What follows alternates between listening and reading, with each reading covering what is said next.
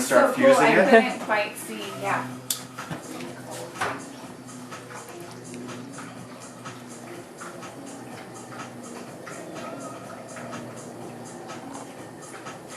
You put the pigment down and then now you're fusing it?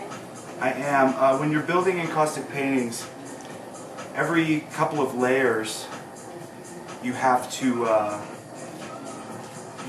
it's called fusing it. You burn it back so that it's melting, so that subsequent layers are melting and adhering to one another.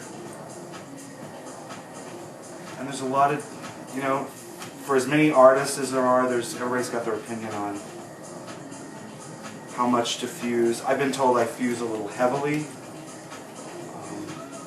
I think it's really a personal preference.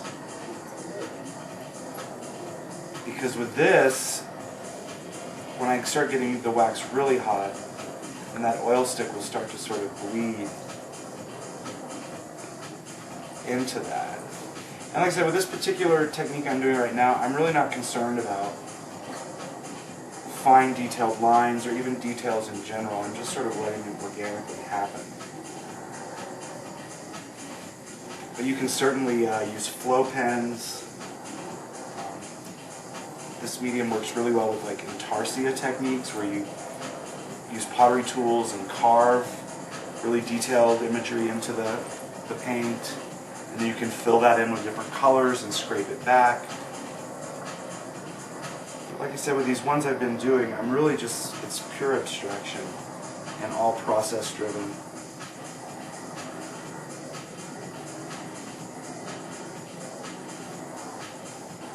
So I'm really just building up layers with this. A little bit sorry so in your space. Oh, you're fine. I wanted to like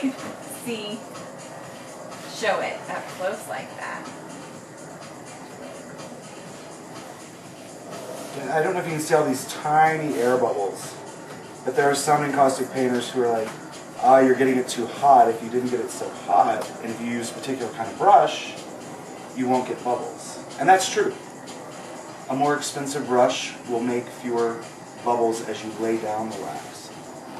But I've also learned that I melt it enough and build up enough layers that the finished product, really, you won't see bubbles on the surface of the paper. It's about as hot as I'm going to get it. I'm going to make some more.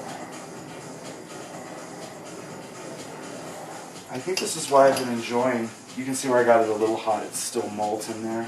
Right. So at this point, it's pretty malleable. Like I wouldn't want to try to stamp or carve into this right now because it's very warm to the touch. Although if I wanted to bleed the colors, I could certainly stamp into it. It really kind of depends on how crisp and what you're trying to achieve with it. So I think now let's put some of this green gold on top of it and see what that looks like.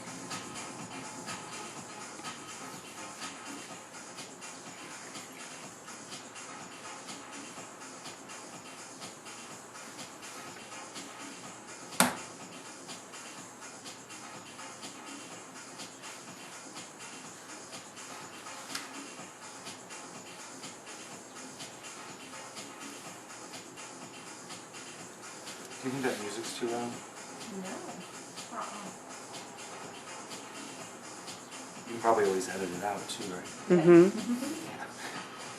Although I personally enjoy it, so. I think it's good.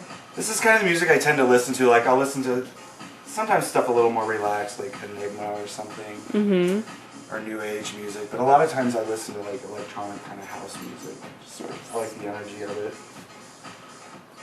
And there's such an energy, you know, in art anyways, it almost like what you're listening to gets you in like a meditative state. Absolutely. Right? I've actually done pieces where I'm like, wow, that looks like the music I was listening to, you know? I really like that. For me, painting is it's kind of a meditation anyways, because I don't want to do it if I'm going to have to stop or be interrupted. Yeah. I want to be able to be completely in the moment until I'm done. And I'm hoping that, yeah. Am I moving too slow? We can, No. This, You're great. we can probably finish this one if you've got You're perfect. the time. Yeah. So I'm really just sort of, not really thinking about what this image is going to look like. I'm just letting it become.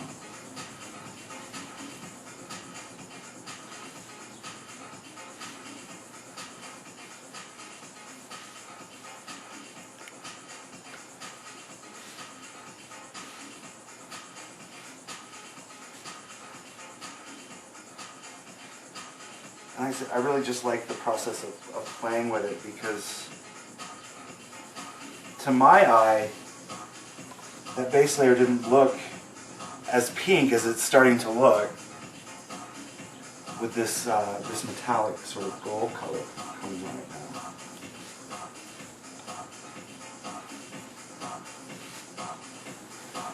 Once in a while, I'll turn it.